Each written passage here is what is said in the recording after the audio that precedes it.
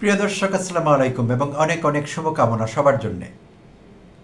থাম্বনেইলে যে দুজন ভদ্র মহিলার ছবি দেয়া আছে তারা দুজনই পরিচিত মুখ বাংলাদেশে, নবনীতা চৌধুরী এবং ডক্টর তাসনিম জারা। তো নবনীতা চৌধুরী তার অভ্যন্তরীণ পরিচয় রয়েছে, বাংলাদেশের মানুষ তাকে অনেকেই চেনেন। তাসনিম জারার রয়েছে আন্তর্জাতিক পরিচিতি, ইন্টারন্যাশনাল এক্সপোজার রয়েছে তাসনিম জারার। তো এই দুজনকে নিয়ে আজ কথা বলবো। তো শুরুতেই বললাম যে তারা যার যার জায়গায় পরিচিত এবং খ্যাতি আছে তাদের। প্রথমেই নবনীতা চৌধুরীকে নিয়ে দুই এক কথা বলতে হচ্ছে। অনেকেই জানেন, আমার দর্শকদের আমি বিশ্বাস করি তার সম্পর্কে। ইন কেস কারো যদি জানা না থাকে, তিনি একজন সাংবাদিক হিসেবে পরিচিত, গায়িকা হিসেবে তার পরিচয় আছে। ইউটিউবে অনেক ভিডিও পাওয়া যায়, তিনি গান করেন। তো সিঙ্গার, জার্নালিস্ট এবং এডিটর। তিনি ডিবিসি নিউজের এডিটর ছিলেন।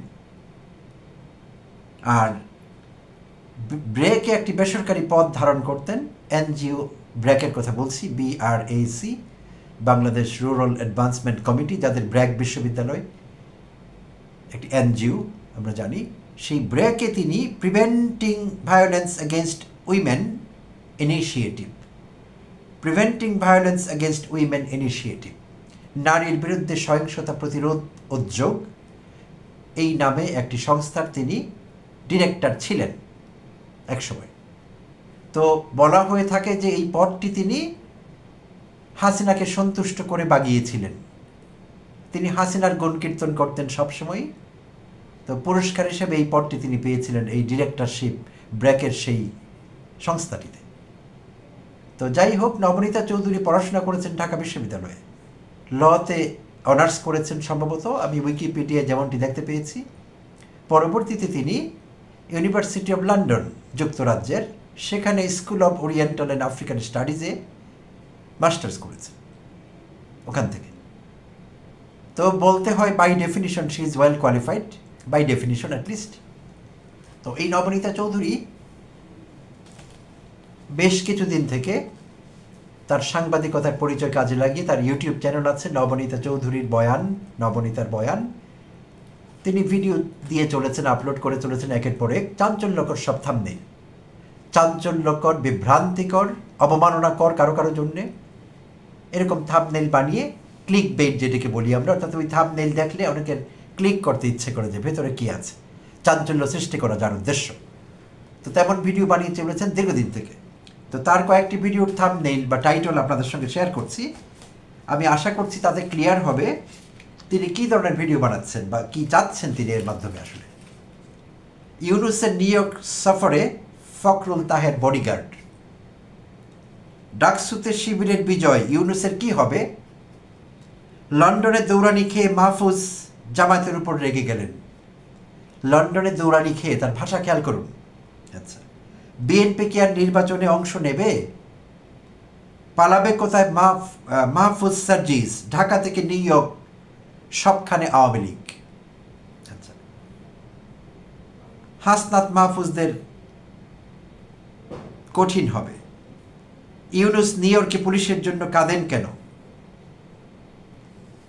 এই হলো তার থাম্বনেইল বা টাইটেলের স্টাইল। ক্লিক বেট তৈরি করে লোক আকর্ষণ করছেন তার চ্যানেলে, করতেই পারেন, ব্যবসায়িক উদ্দেশ্যে অনেকে এরকমটি করছেন। আচ্ছা, তো ডক্টর তাসনিম জারাকে নিয়ে তিনি উদ্দেশ্যমূলকভাবে কিছু ভিডিও বানাচ্ছেন।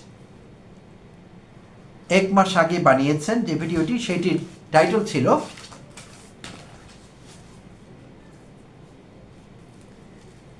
তাসনিম জারা আসলে কে। 1 মাস আগে বানিয়েছিলেন সে ভিডিওটি। আর একদিন আগে বানিয়েছেন তাসনিম জারা কেন ইউনূসের সফরে।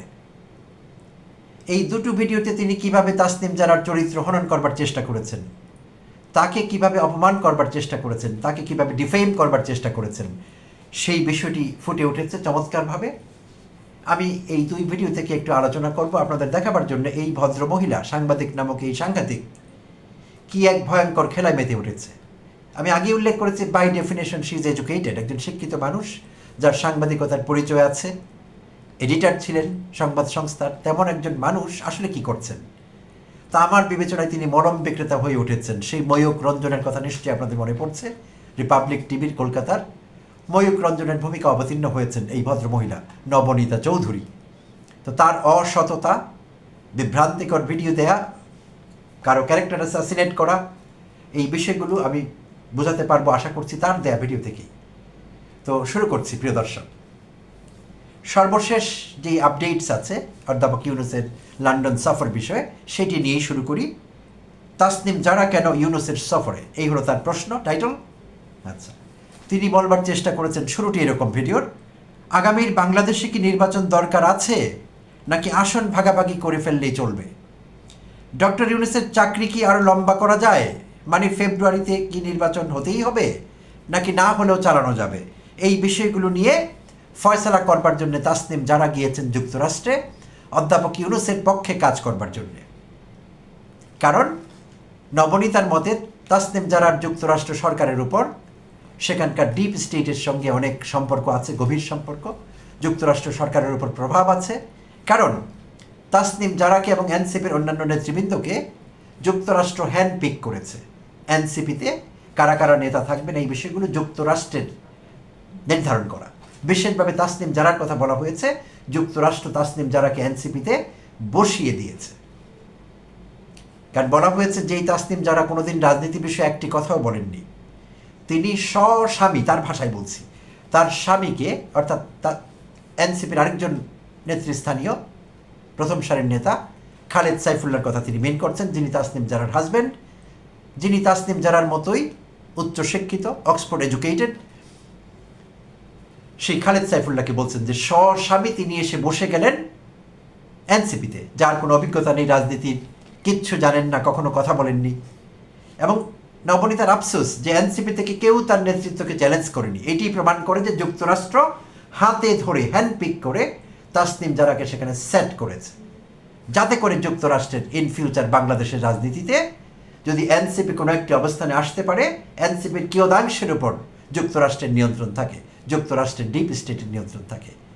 একজন মানুষের কল্পনা কতটা প্রসারিত হলে, কতটা বাজে বকতে পারলে, কতটা বাজে চিন্তা করতে পারলে, কতটা লো গ্রেড থিঙ্কিং লেভেল হলে এরকম গল্প বানাতে পারে। প্রিয় দর্শক, একবার ভেবে দেখুন, যুক্তরাষ্ট্র তাসনিম জারাকে হাতে ধরে হ্যান্ডপিক করে বসিয়ে দিয়েছে এনসিপিতে।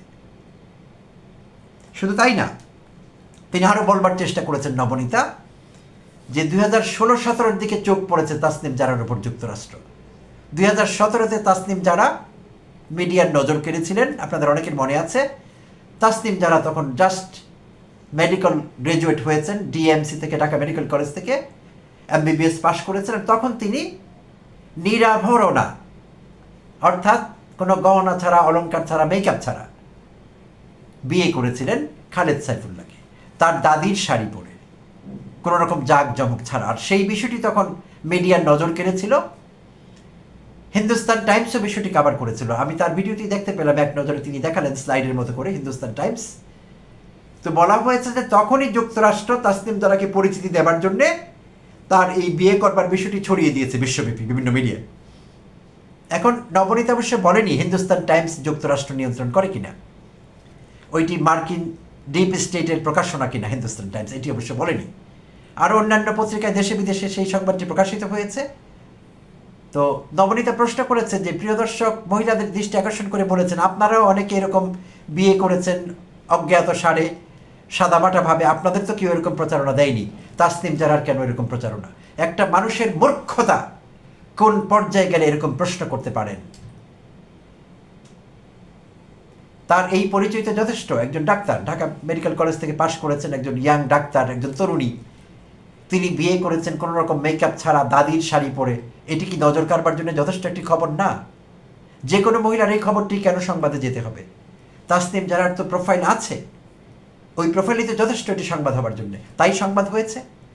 এটি নিয়েও তার আপত্তি, কেন এটি সংবাদ হলো? সেখানে গভীর ষড়যন্ত্র আছে, সেই ষড়যন্ত্র মার্কিন যুক্তরাষ্ট্রের, গভীর সুদূর নীল প্রসারিত, সুদূর প্রসারিত সেই ষড়যন্ত্র, নবনীতার ভাষায়। আচ্ছা, নবনীতা আরও বলবার চেষ্টা করেছেন 5 আগস্ট কক্সবাজার যাওয়ার বিষয়টি। 5 আগস্ট প্রিয় দর্শক, আপনাদের জানা আছে এই বছরের 5 আগস্ট অধ্যাপক ডক্টর মোহাম্মদ ইউনূস জাতীয় সংসদের দক্ষিণ প্লাজায় জাতীয় সনদের ঘোষণাপত্র পাঠ করছিলেন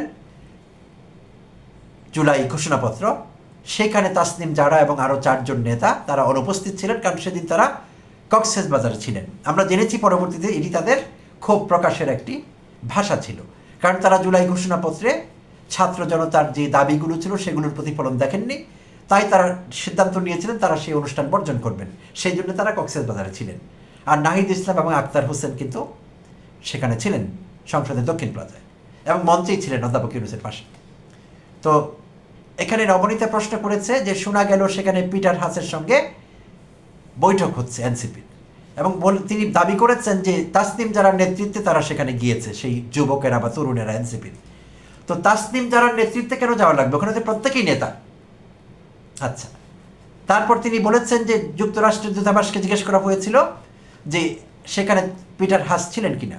যুক্তরাষ্ট্র দূতাবাস কৌশলী উত্তর দিয়েছে, তারা বলেছে পিটার হাস এখন আর দূত নন, তিনি মার্কিন সরকারের কেউ নন, তিনি জব ছেড়ে দিয়েছেন, তিনি বেসরকারি সংস্থায় চাকরি করেন, প্রাইভেট পার্সন, আমরা তার সম্পর্কে জানি না। এখানেও নবনীতার আপত্তি, কেন জানবে না মার্কিন দূতাবাস? এরকম হেয়ালি করা উত্তর দিল কেন?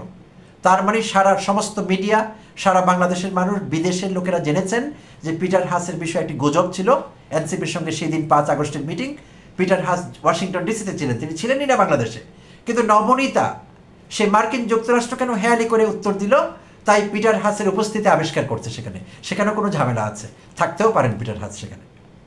শুধু তাই না, নবনীতা আরও বলবার চেষ্টা করেছেন এই খবরের রেশ কাটতে না কাটতে তাসনিম জারা নেপালে উড়ে গেলেন, নেপালে উড়িয়ে নিয়ে যাওয়া হলো তাসনিম জারাকে, মার্কিন ষড়যন্ত্র। নেপালে উড়িয়ে গিয়ে দক্ষিণ এবং মধ্য এশিয়ার একজন প্রভাবশালী লোক, এরিক মেয়ার, একজন কূটনীতিক, যিনি দক্ষিণ এবং মধ্য এশিয়ার দায়িত্বে আছেন কূটনীতি বিষয়ে, তার সঙ্গে গোপন বৈঠক করে আসলেন সেখানে তাসনিম জারা, এবং মার্কিন সরকার তাকে সেখানে পাঠিয়েছে। মার্কিন দূতাবাস কলকাঠি নেড়েছে এই ব্যাপারে, মার্কিন দূতাবাস সেট করেছে নবনীতার সেখানকার মিটিং।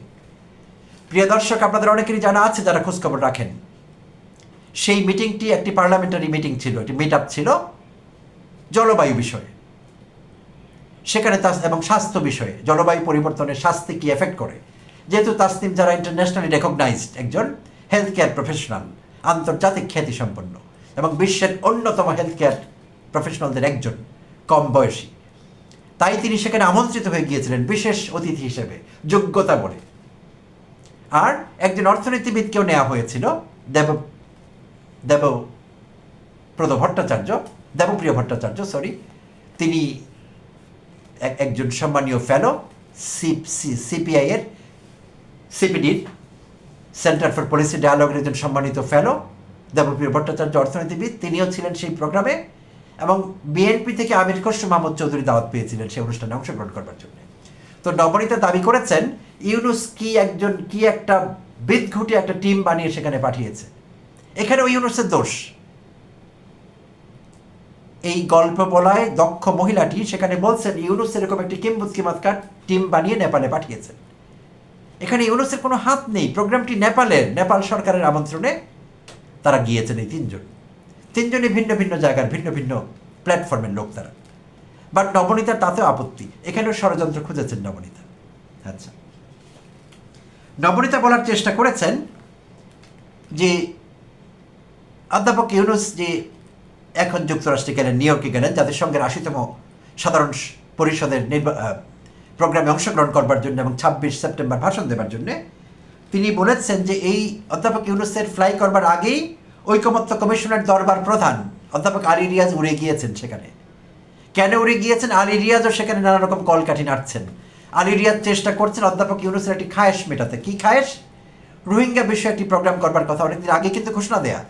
অধ্যাপক ইউনূস অনেক আগেই ঘোষণা দিয়ে রেখেছেন যে তিনি যখন সেপ্টেম্বরে ইউএনও জেনারেল অ্যাসেম্বলির সেই প্রোগ্রামে অংশগ্রহণ করবেন, সাইড লাইনে তিনি একটি রোহিঙ্গা বিষয়ক মিটিং করবার চেষ্টা করবেন। তো নবনীতা বলেছেন আলী রিয়াজ সেখানে উড়ে গিয়ে তার খায়েশ পূর্ণ করবার চেষ্টা করছেন। বাট এই মুহূর্তে যেহেতু সেখানে নানা রকম ইস্যু আছে, সেখানে গাজা ইস্যু আছে, অন্যান্য ইস্যু আছে, তো আমেরিকার সঙ্গে ঠিক মিলছে না বিষয়টি, তাই সেখানে এই ডক্টর ইউনূসের রোহিঙ্গা বিষয়ক বিশ্ব নেতার হওয়া হবে না। অধ্যাপক ইউনূস বিশ্ব নেতা হবার জন্যে যে খোয়াব দেখছেন, যে খেয়াল রাখছেন, সেটি তার পুরা হবে না, কারণ আলী রিয়াজ সেই মিটিংয়ের ব্যবস্থা করতে পারছেন না। নবনীতা নামক এই ভদ্র মহিলার যদি জানা নাও থাকে, সারা বিশ্বের জানা আছে অধ্যাপক ইউনূস একজন বিশ্ব নেতাই। নবনীতার বলবার উপর কিচ্ছু আসে যায় না। যদিও বলেছিলাম by definition she is educated, she is not, she is an idiot, she is a stupid and she is half educated. কেউ হয়তো বলবেন ইউনিভার্সিটি অফ লন্ডনে পড়াশোনা করেছে, আমি বহু পেয়েছি, বহু ইউনিভার্সিটি অফ লন্ডনের সঙ্গে আমার কথা হয়েছে, যোগাযোগ হয়েছে। নবনীতা ইংরেজি ভাষাটি ভালো জানেন না, বাই দ্য ওয়ে, তিনি ইংরেজিতে ভীষণ দুর্বল। আমি তার বক্তব্যে কিছু শব্দ ব্যবহার করতে শুনি। তো এরকম ইংরেজি শুনলে বা বললে ইন্টারন্যাশনালি কমিউনিকেট করা যায় না। তো নবনীতা কীভাবে সেখানে লেখাপড়া করেছেন আমার সন্দেহ হচ্ছে। নবনীতা তার ভিডিওতে প্রচার করছেন স্টিফল একটি শব্দ একদিন বলছিলেন। স্টিফল বলতে কোনো শব্দ ইংরেজিতে নেই, শব্দটি হলো স্টাইফল, যার শাব্দিক অর্থ হলো বা সিনোনিম হলো টু সাপ্রেস, কোনো কিছুকে সাপ্রেস করা, প্রিভেন্ট করা, হতে না দেওয়া, চেপে রাখা। তো স্টাইফলকে বলছিলেন স্টিফল। আর এই ভিডিওতেই বলছিলেন ক্ল্যান্ডেস্টাইন। ক্ল্যান্ডেস্টাইন কোনো শব্দ নেই ডিকশনারিতে, শব্দটি হলো ক্ল্যান্ডেস্টিন, বোথ ব্রিটিশ অ্যান্ড আমেরিকান, একই রকম উচ্চারণ। তো নবনীতা ইংরেজি শব্দ সঠিকভাবে উচ্চারণ করতে পারেন না, অত্যন্ত বাজেভাবে করেন। তো তার ইংরেজি ভীষণ দুর্বল আমি জানি, সেই জন্য আমি বলছি পারলে আমাকে চ্যালেঞ্জ করুক। তো এই লেখাপড়ায় দুর্বল মহিলাটি কোনো না কোনোভাবে ইউনিভার্সিটি অফ লন্ডন পর্যন্ত গিয়ে পৌঁছেছে। এটা নানাভাবে যাওয়া যায়, বাইপাস করা যায় আজকাল। ইংরেজিতে অনেক দুর্বল হয়েও আইএলসে 6 পাওয়া যায়, 6.5 পাওয়া যায়, পেলেই যাওয়া যায় সেখানে। আমি বহু ছেলে মেয়েকে চিনি, তাদের ইংরেজি ভীষণ খারাপ, কিন্তু তারা 6, 6.5 নিয়ে যুক্তরাজ্যে বিভিন্ন জায়গায় পড়াশোনা করতে গিয়েছে। বাংলাদেশে আজকাল আইএলস পরীক্ষা জালিয়াতি করে দেওয়া যায়, শব্দই প্রকাশিত হয়েছে। তো আমার ধারণা নবনীতা কোনো জালিয়াতি করে আইএলস স্কোর করেছে, করে ইউনিভার্সিটি অফ লন্ডনে পড়তে গিয়েছে। আর তাছাড়া কিছু আগের থেকে ক্রেডেনশিয়ালস ছিল, এখানে সাংবাদিকতা, ডিবিসির এডিটার, এগুলো আবার বিদেশিরা মূল্যায়ন করে এক্সট্রা কারিকুলার অ্যাক্টিভিটিস হিসেবে। তো এইসবভাবে যাওয়া, আর লেখাপড়ায় ভালো কোনো মানুষের পক্ষে এরকম মিথ্যা বয়ান তৈরি করা, কারো চরিত্র হনন করবার চেষ্টা করা কখনোই সম্ভব না, কোনোভাবেই না, আন্ডার নো সার্কামস্ট্যান্সেস হোয়াটসো এভার সম্ভব না এটি। বাট নবনীতা সেই অসম্ভবকে সম্ভব করছে, because she is capable of making the impossible possible. অঘটন ঘটন পটিয়সী। আচ্ছা, তো নবনীতা আরও বলবার চেষ্টা করেছে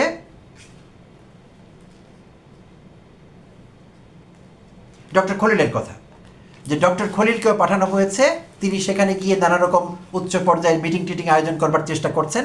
ডক্টর ইউনূস যাতে কিছু আন্তর্জাতিক পর্যায়ে মিটিং করতে পারেন, নিজেকে হাইলাইট করতে পারেন। এই মূর্খ জানে না আসলে যে ডক্টর ইউনূসের নিজেকে হাইলাইট করবার কিচ্ছু নেই। উনি এতটাই হাইলাইটেড সারা পৃথিবীতে যে তার মতো লোক সারা বিশ্বে কম আছে। এতটা হাইলাইটেড হয়েছে সারা বিশ্বের কাছে, এমন লোক কম আছে এখনো পৃথিবীতে। এখনও ডক্টর ইউনূস, যদিও বাংলাদেশে গত 1 বছরের সরকারের দায়িত্ব নিয়ে বাংলাদেশে তিনি কিছুটা ল্যাজগোবরে অবস্থা আছেন, ভালো শাসক হিসেবে নিজেকে পরিচিত করতে পারেননি, কারণ তিনি একজন সফট হার্টেড মানুষ। শাসন করবার জন্য আরও কঠিন হতে হয়, সেই কঠিনত্ব তার মধ্যে নেই। আর তাছাড়া নানা রকম ষড়যন্ত্রের শিকার তিনি, দেশি বিদেশি।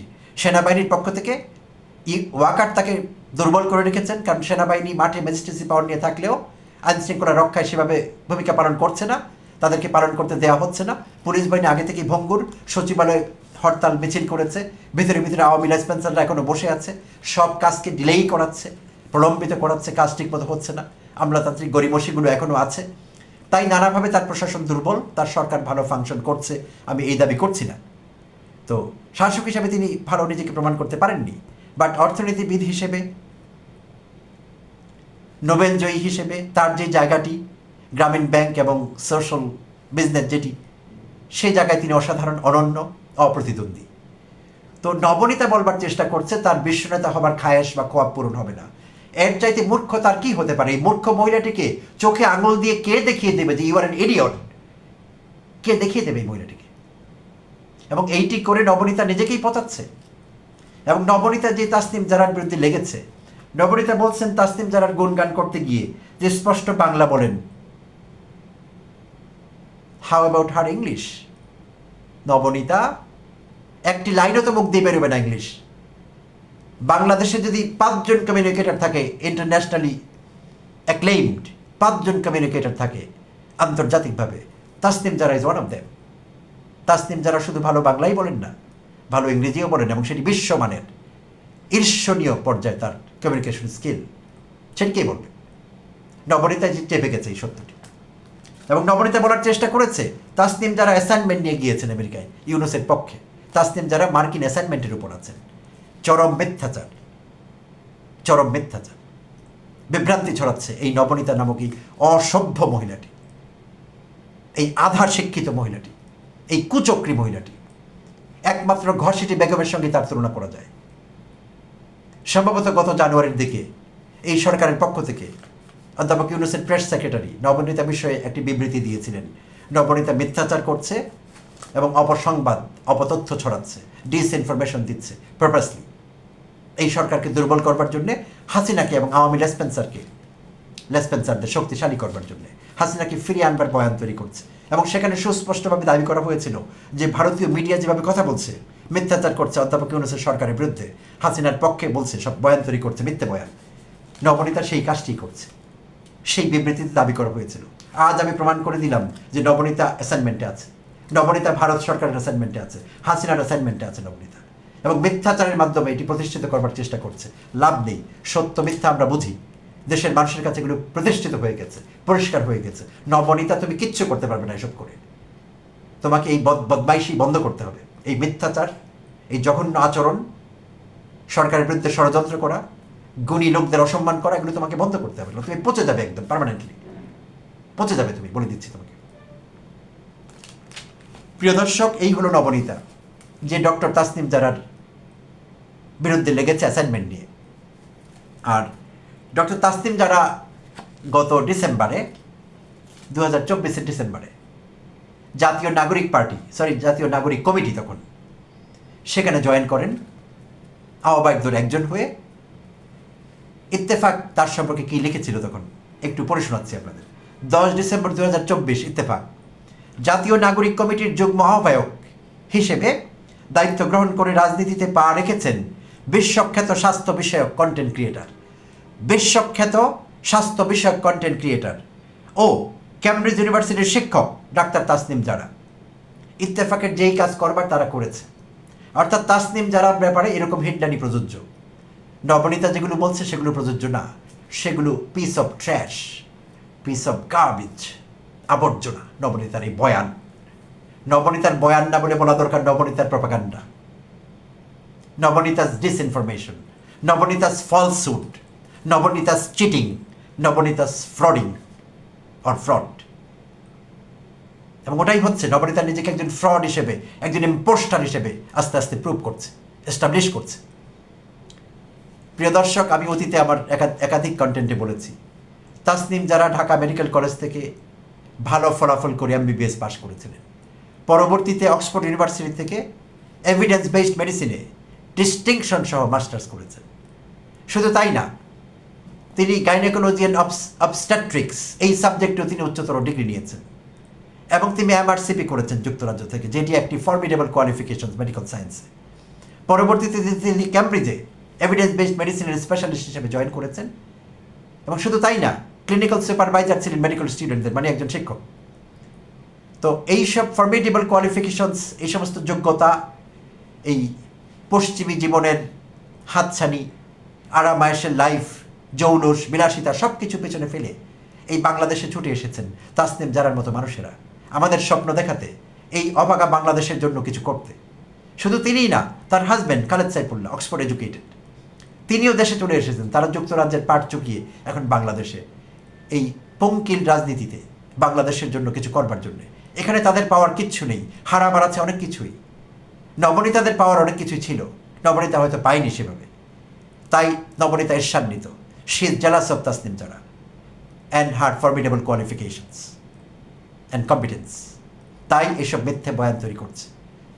নবনীতার প্রতি একরাশ ঘৃণা রেখে তাসনিম জারা, খালেদ সাইফুল্লাহ এবং এই জাতীয় যারা আমাদের দেশের জন্য কিছু করবার মানসিকতা নিয়ে রাজনীতিতে আছেন, দেশের বিভিন্ন পর্যায়ে কাজ করছেন, তাদের প্রতি স্যালুট রেখে এবং একরাশ শ্রদ্ধা রেখে এপিসোড ক্লোজ করছি। ধন্যবাদ সবাইকে, ভালো থাকবেন।